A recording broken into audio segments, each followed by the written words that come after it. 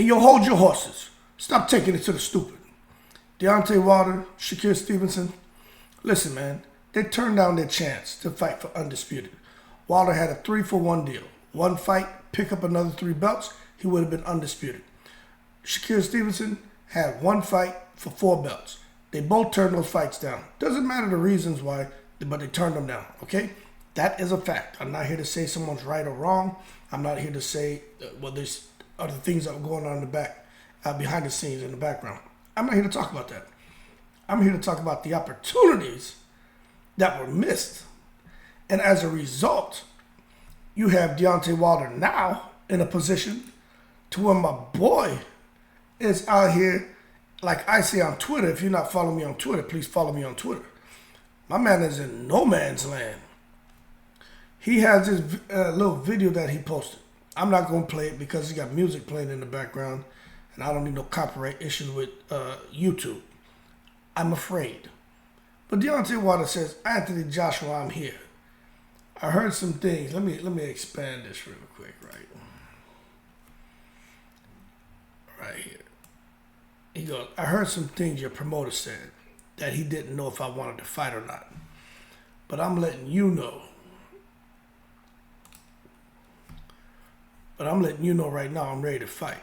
It will be a major disaster if we never get in the ring and put a stamp down in history. Let's make this happen. He went on to say, peace, God bless, and love. I don't know what he was doing, but the bottom line is, my thing is what happened, because you know he out here. It was sad to see. He begging for a fight. Who would have thought the day would have come to see Deontay Wilder begging for a fight from Anthony Joshua? Hey, look, man, I got a saying when I was growing up, right? Yo, I don't go where I don't belong, man. Whether it's to another neighborhood, to some other school, people who don't really, want to show you any love. Yo, we don't go trying, we don't beg for friends. But I understand there's a whole lot of money at stake. But hey, look, man, it wasn't that long ago. What happened to the Shelley Finkles? What happened to all those guys who ill-advised them? Now, I'm going to tell you, I'm trying not to get into the specifics of why he walked away from that money.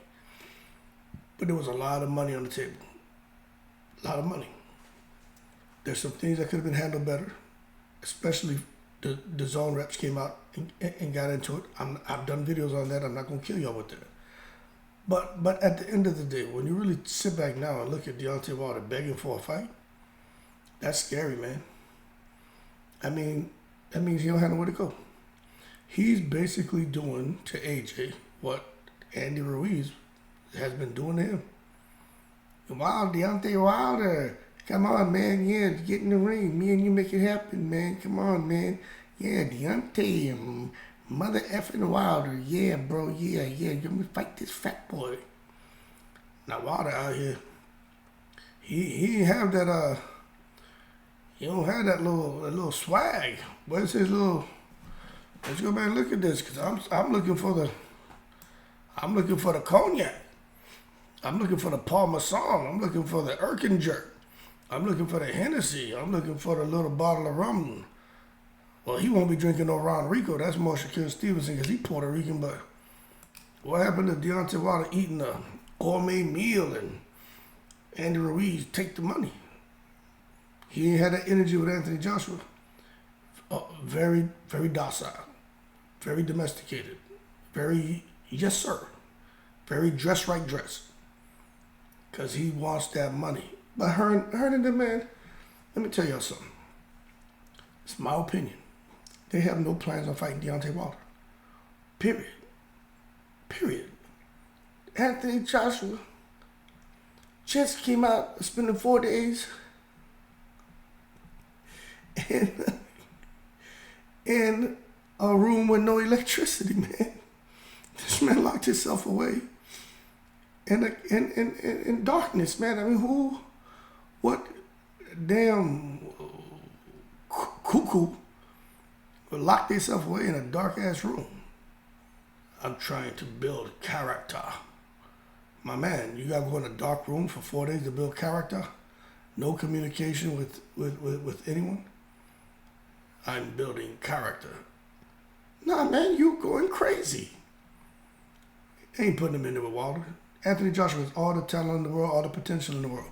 But up here, he's gone. Even Eddie Hearn said he's concerned about Anthony Joshua. I mean, a blind man can see something's off there. And I would hope they're able to reconstruct him. I really do. I mean, look, we can make jokes all day, but I like these guys, man. They're very entertaining, man.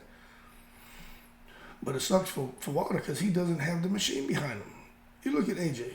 AJ can do a pay-per-view of him making origami. Oh, this is how you make the airplane. This is how you make a little fidgety thing. The man could fold paper into the shape of a puppy. And this man would probably sell 500,000 a pay-per-view. That would be the talk of the town.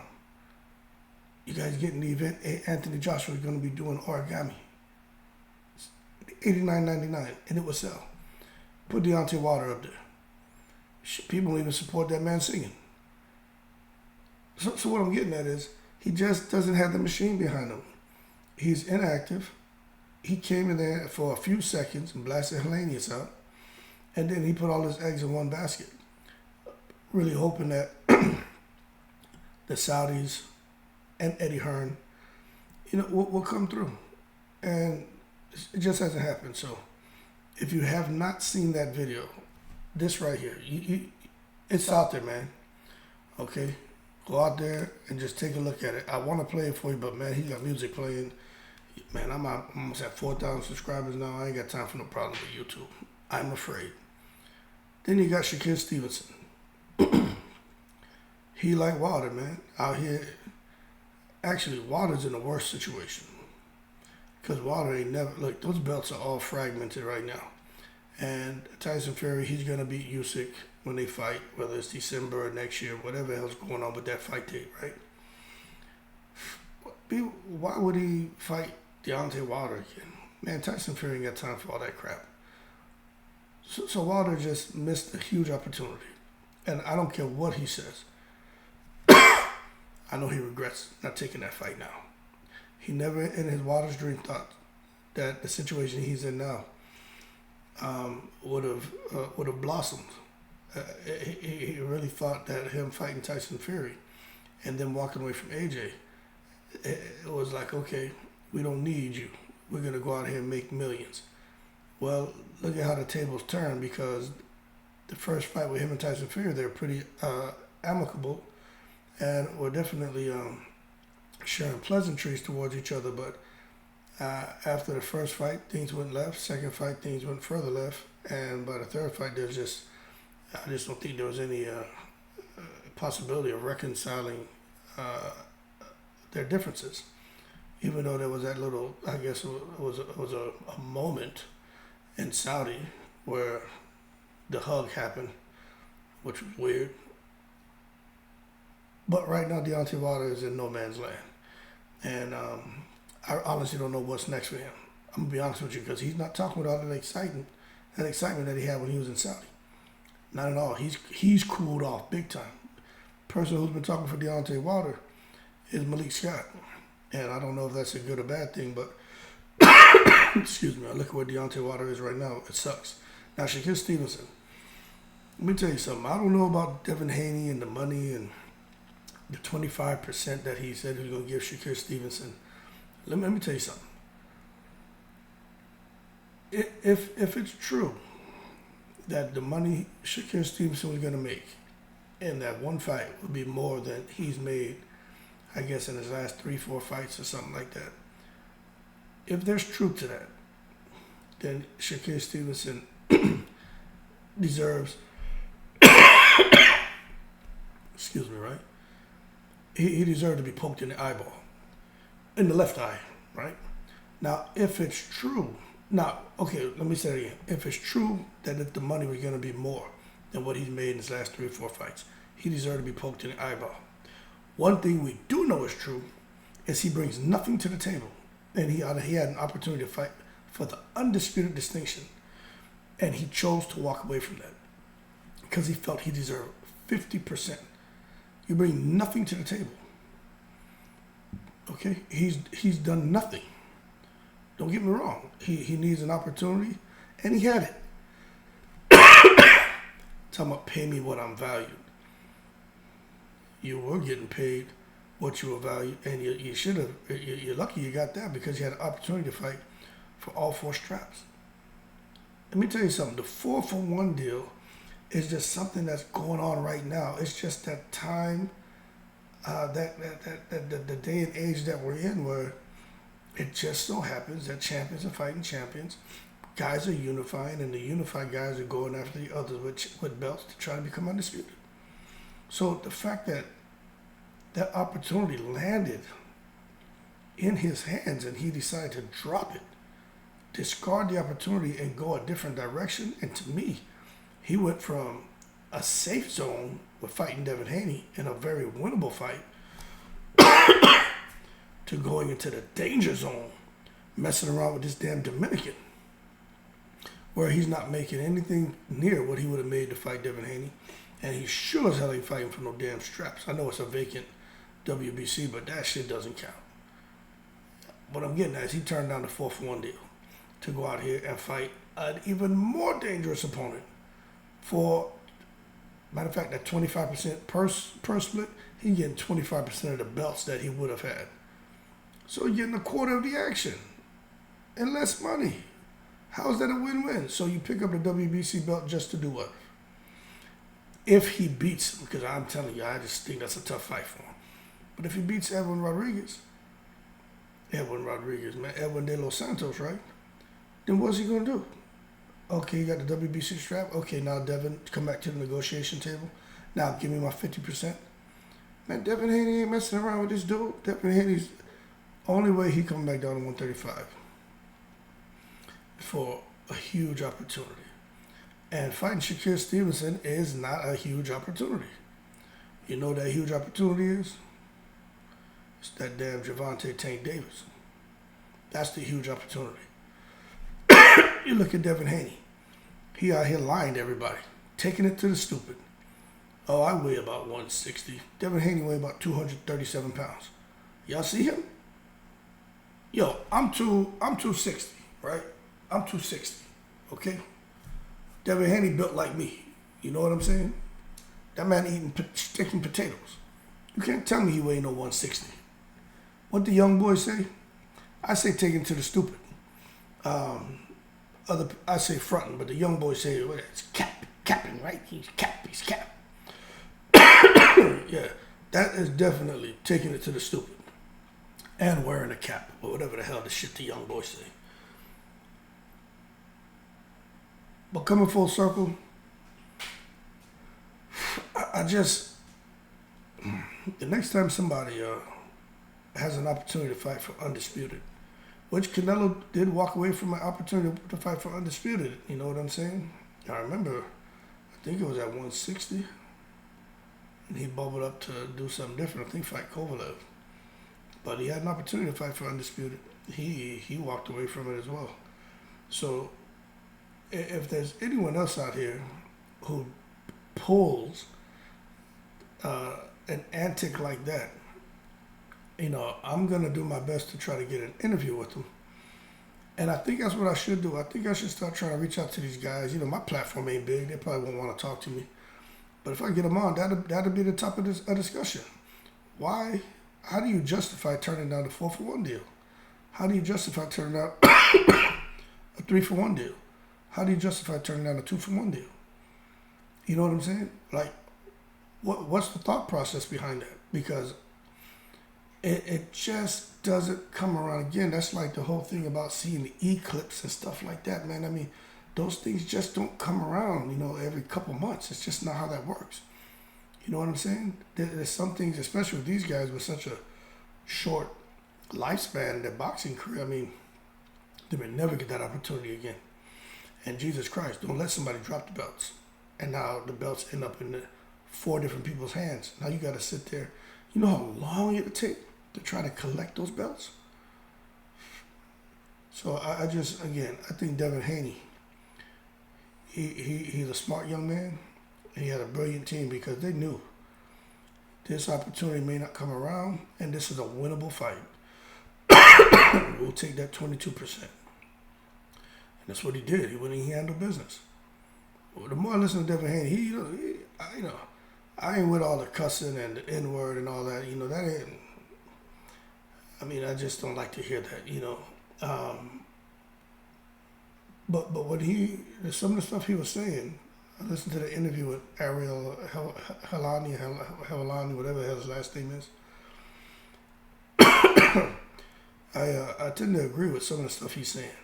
I don't know about him, trying to clown Inouye's resume. It ain't like Devin Haney, like his resume is spicy at all. Pretty damn bland. But what I'm getting at is he made a very good point talking about how he took 22%, got a bad deal. First two fights, the two fights with Kambosos, having to go to Matchroom, had to leave Matchroom, go to Top Rank, go down to Australian fight. But he believed in himself, picked up both fights, and now he's the top dog. But one thing I'll say is, and Floyd Mayweather got it right, just because Kambosos Top Rank, just because you were done wrong in your two fights with Kambosos, and now you have the upper hand, that doesn't mean you got to necessarily come out here and do your opponents wrong because you were done wrong. You know what I'm saying? So a person could argue if Devin really wanted to fight, he could have at least said, okay, look, 30, 35%. But I understand what Devin's saying, especially when you got Eddie Hearn on your team. Now, for those of you who didn't know, Devin and his father promised Eddie to return to Matchroom after they got through their contract with Top Rank. And everything finished up. They weren't able to make the Stevonson fight, so he went back to Matchroom.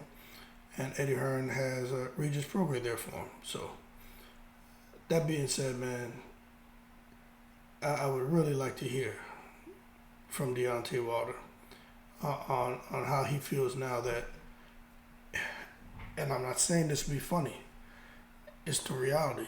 The man is begging Joshua for a fight. And you know what? That sends the right but wrong message to Eddie Hearn. Because old fast Eddie, he's licking his chops at that. He said, oh, okay, he wants this fight that bad, huh? And then you know what's going to happen? They're going to go back in a situation now where they're going to start negotiating, and Eddie Hearn's going to try to twist his arm. Because Eddie Hearn's going to want to make sure that he negotiates for the largest, especially now, Anthony Joshua get the largest slice of the pie. And for Deontay Wilder to not get the same. See, you can't come out here acting thirsty, even though you're thirsty. You gotta conceal that somehow. But I don't think Eddie Hearn and Anthony Joshua are gonna forget about all the hurtful things and the horrible things that were said about him. Especially not Fast Eddie.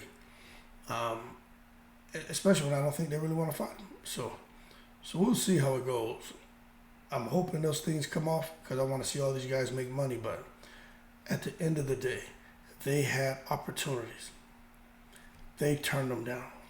You know who I don't feel bad for Wilder when it comes to this situation right now. I don't feel bad for Shakur. You know who I feel bad for? Luis Ortiz, because that man, no matter what, he just can't get a fight. You know what I'm saying? It's been years that man over here not being able to get fights. His team did drop the ball where he had the opportunity to fight for 3 belts, being greedy. It wasn't his fault. He wanted to fight. His team dropped the ball.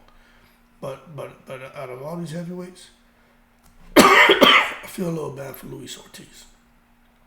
But that being said, y'all keep cool. Shout out to the veterans, all 7 continents. Deontay Wilder, Shakur Stevonson. They turned down a chance to fight for Undisputed. And now they just have to deal with the consequences of those decisions. Shakur, I think, will be all right. He's young. He's got a whole lot of upside to him. Deontay Wilder, I think it's his birthday today. I think the man's 37 now, 38. He don't have time. He don't have time. Remember, Deontay Wilder took a serious beating in there with Tyson Fury, and he got touched up pretty good against Luis Ortiz as well. So let's not forget that. So Deontay Wilder in that inactivity to come in the ring with an active Joshua, although Joshua gone a little cuckoo, you just don't know what can happen in that ring. Inactivity is not good, period. That being said, we'll see how things develop, man, if Wilder gets that fight. I personally don't think he's going to get it. And I think Shakur Stevenson at some point in time, he's going to become undisputed in some weight division. I mean, he's just that good. But if he can get past De Los Santos, Stevenson may be on his way. Excuse the coughing. I'm sorry, man. Got a little cold, all right? That being said, y'all keep cool. I'm in the breeze.